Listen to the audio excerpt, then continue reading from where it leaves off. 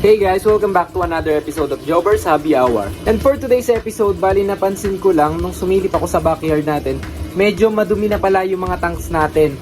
So dati, gusto ko na medyo nag-green water sila, naglulumot. Ngayon, medyo parang nakakairita na rin pala tingnan.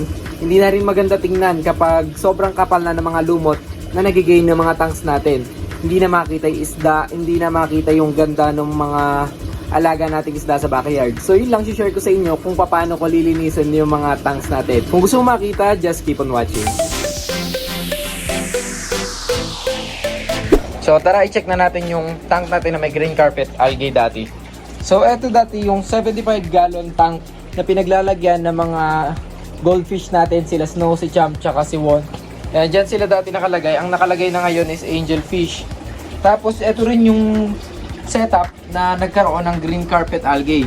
So ngayon ito na itsura niya. Ayan. Tingnan natin sa top view. Sa top view makikita nyo may mga patches pa rin ng lumot pero dark green na yung kulay niya. Hindi ko alam kung buhay pa or thriving pa yung mga lumot na yan or patay na talaga. Kung panglinis na ba. Kasi ito yung pump niya. Ayan. Ito yung maliit na photos dati. Gumapang na dyan sa pader. Tapos, ayan yung sump niya. Sobrang tagal ko nang hindi nalilinis nito. Ayan, kung makikita nyo, merong makapal na hair algae dito. Wala tong media sa loob. Wala tong mechanical or biological media, filter media. Ano lang, green hair algae lang. Ito pa. Sobrang kapal ng mga green hair algae. Tapos, makikita nyo, yung tubig niya hindi na rin crystal clear. So, sa tingin ko, medyo nagdidilaw na yung tubig niya. Sa tingin ko, kailangan na talaga ng general na paglilinis dito. General cleaning din sa tank natin. Tapos yung walls niya, ayan, makikita nyo. Ayan. Madumi na din yung walls. Kahit saan ka tumingin, blur na tingnan yung isda. So linisin natin din, papakita ko sa inyo kung ano na itsura ng green carpet algae pagka nalinis natin to. Tapos sasabay ko na rin itong mga 10 gallons tank natin. Ayan, kung makikita nyo, super dumi talaga ng mga tanks natin. Ayan. So sa mga nagtatanong guys, kung nakaka-survive daw ba ang hair algae kahit sponge filter lang ang gamit, ang sagot ko po is opo. Kaya lang, hindi siya ganun kaganda yung tubo niya. Green na green siya, kumahaba siya ng mahaba pero medyo nagbubuhol-buhol yung itsura niya. Medyo madumi, tapos by patch lang din siguro. May mga areas lang na meron, may mga areas na wala. Dito naman sa isa na to, ayan yung walls nagkaroon ng green carpet algae. Tapos yan, yung mga filtration natin, sponge filter, yan punong-puno na. Sponge filter 2 eh. Punong-puno na talaga siya ng green carpet algae. Ito pang isa. Ayan, kung makikita nyo, talaga nga namang tumutubo yung mga green hair algae. Kasi yung carpet algae, sa pagkakalam ko, hair algae lang din siya. Kaya lang, mas maganda yung water flow, kaya maganda tingnan. Kasi ito naman, punong-puno na ng lumot. Mga blue pollars yun nasa loob dito. Ayan, clear yung tubig niya. Pero yung walls niya, sobrang malumot na. So, papakita ko sa inyo kung paano ko linisin lahat ng tanks natin na yan. Kasama yung 75 gallon tank. Tapos, update ko na kayo kung ano na itsura talaga nung green carpet algae natin. Kung mai-revive pa ba natin yung dati nating green carpet algae.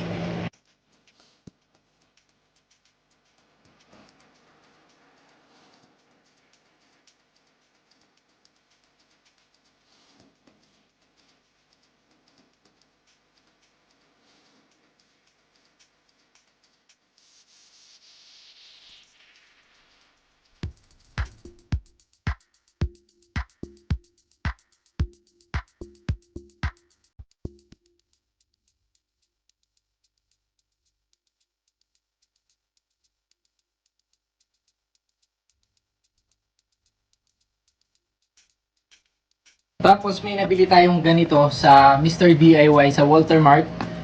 Panglinis siya na parang aquarium cleaner din pero pang sink cleaner talaga siya. Para talaga siya sa lababo sa mga bahay-bahay. Kumbaga pang kitchen tool talaga siya.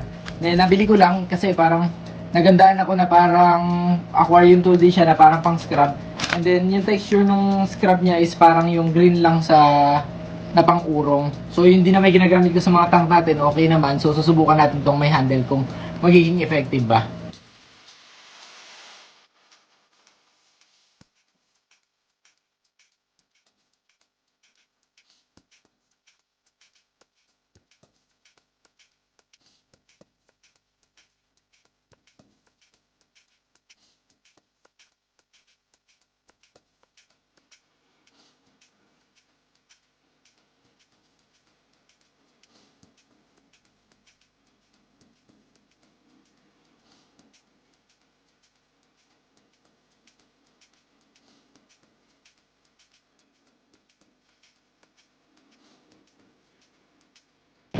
So yun guys, na-scrub na natin itong mga 10 gallons natin. Nasiphon na rin natin yung mga bottom surface ng tank. Ngayon matatanggalin ko isa-isa yung mga sponge filter kasi puno sila ng hair algae. So sa tingin ko hindi nakaka-filter masyado yung mga sponge filter natin dahil baka madumi na rin siya. Tapos ganun pang nababarahan ng mga hair algae. Kaya babawasan natin yung hair algae na nakakabit sa kanya tsaka yung mga dumi. Ipipiga natin sa na-collect nating aquarium water galing dito sa mga 10 gallons na to.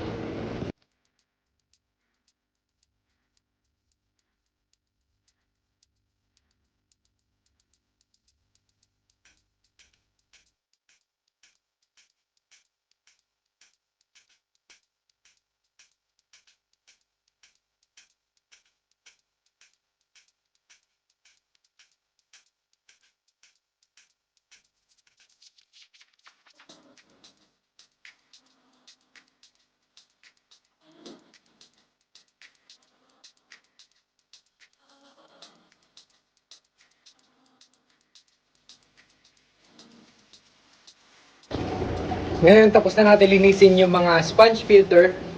Natanggal na rin natin yung mga hair algae niya. Magre-refill na tayo ng tubig sa mga tanks natin. Kung mapapansin nyo, 70 to 80% halos yung tinanggal kong tubig sa tank natin. Pero ang ipapalit ko kasi is 50% lang. So hindi ko isasagad ng 100% yung ipapalit ko para hindi masyadong ma-water shock yung mga isda natin.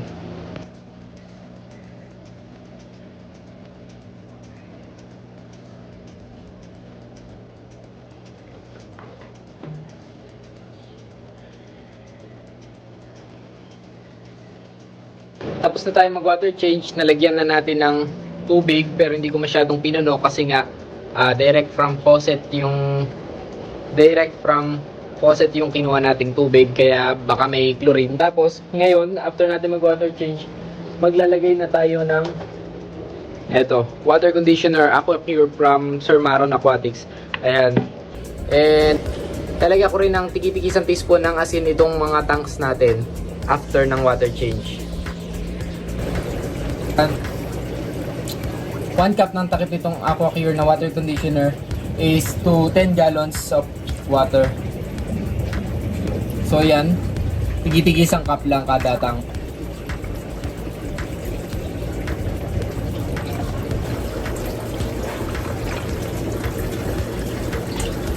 Rock salt na asin. Tigi-tigi isang ganito kada 10 gallons. So ito namang 75 gallons yung scrap natin. Bali, siphon ko muna yung mga tae sa ilalim para hindi masyadong umangat sa tubig. Tapos tsaka ako sisimulang kaskasin yung mga walls ng aquarium.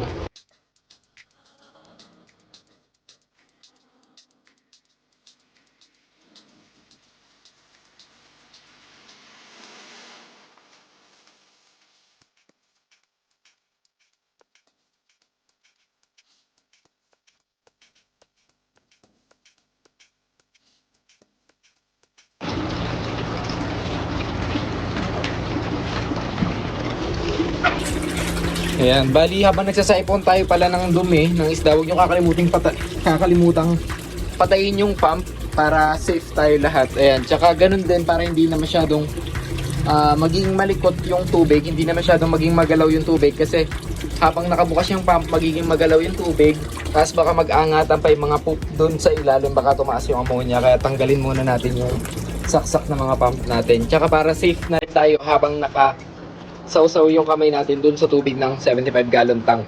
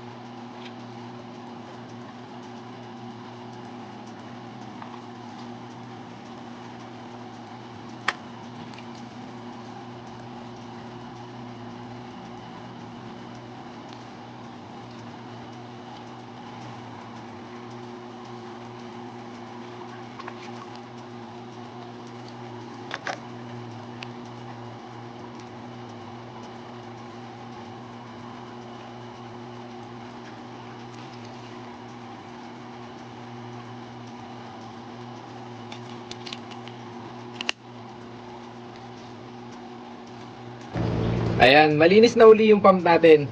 Ang dahilan kung bakit ko nilinis itong pump natin kasi kung mapapansin nyo, ginagapangan siya ng mga hair algae natin. So, possible yun na makasira dito sa paggana ng pump natin. Tapos kung nakita nyo, nung binopen ko yung loob niya, meron din buhok. Tapos baka kung ano pa yung ibang possible na pwedeng umitid sa pump natin hanggang sa masira. So, para maiwasan yun, meron dapat tayong regular na linis ng pump. Kahit hindi naman madalas, kahit siguro once in a month or once every 2 months, ganun. Ngayon naman, ang lilinisin natin itong mga sump. Ayan, tatanggalin natin itong mga hair algae na yan. Ayan. Sobrang dami. Tapos, bababad natin, tsaka pipigayin natin yung mga mechanical filter dun sa tubig na manggagaling din dito.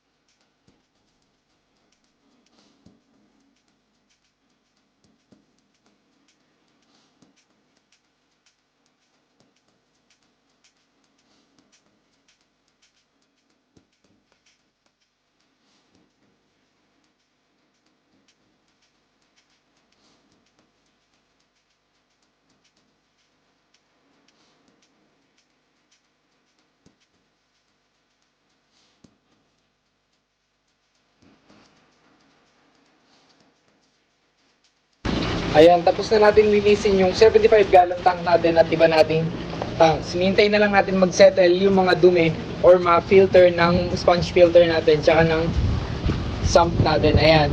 So 50% yung pinaut ko rito sa 75 gallon. Ngayon nagre-refill na uli tayo. Tapos sa filter niya, sabay-sabay natin nilinis yung 4 na chamber maliban doon sa pang-5. So ito yung mga nakuha nating hair algae sa mga filter natin, sa sponge filter tsaka sa sump natin sa 75 gallon tank. Ayan, ang dami nila oh. Kahit pigain mo talagang makapal. Sobrang dami. Yung iba ginagawa dito, dinadry nila tapos pinapakain nila sa mga isda nila. Hindi ko lang alam kung paano yung tamang process.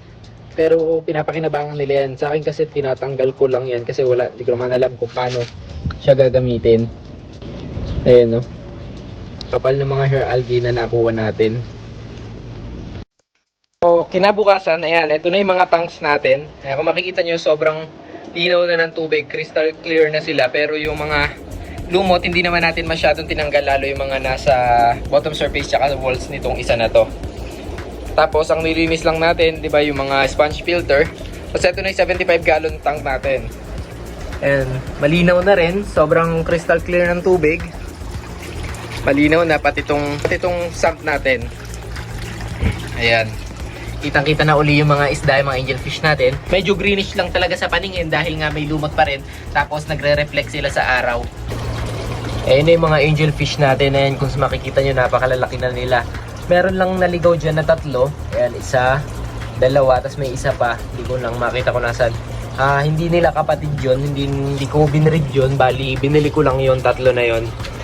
Tapos i-out ko na rin yan. Ayun yung isa, yung pa isa. Kaya may 3 maliit na naligaw. Tapos ito yung mga binread ko dati. Yung mga magkakapatid na yan. Maliban dito sa isa, ito pinalit ko to ng mga kapatid nila. Ayun yung size nila kung makikita nyo.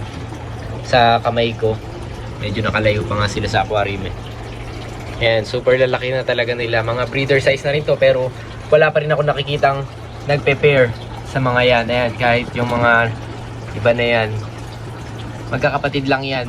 Wala na dyan yung breeder ko kasi kung makikita nyo yung dati kong video, inalis ko na. So yan yung itsura ng 75 gallon tank natin, yung mga angel. Tapos yan yung green carpet algae natin. Yan pa yung dating-dati na green carpet algae natin simula nung unang nagkaroon ako ng carpet algae. Ayan, makikita nyo may mga area na kulay black, may mga area na nakalbo. Pero marami pa rin yung green carpet talaga. So, sa tingin ko, pag minentain ko tong tubig na to ng 75 gallon natin, kasi medyo napabayaan natin nung naging busy eh. Pag minentain ko to, may babalik natin yung dating solid na green carpet algae natin. So yan, madali lang naman basta nasisinaga ng araw at maganda yung filtration. So yun lang guys, ganun ko lang kasimple na linis yung mga tanks natin na pinamugaran na halos ng green algae, tapos yung pagkakaroon ng maduming filtration, pinakita ko na rin sa inyo kung paano ko linisin. So sa mga nagtatanong kung kaya nga daw ba talaga na magpa green carpet algae sa mga air pump lang, sa tingin ko kaya naman, posible naman siya, hindi nga lang siya ganun kaganda.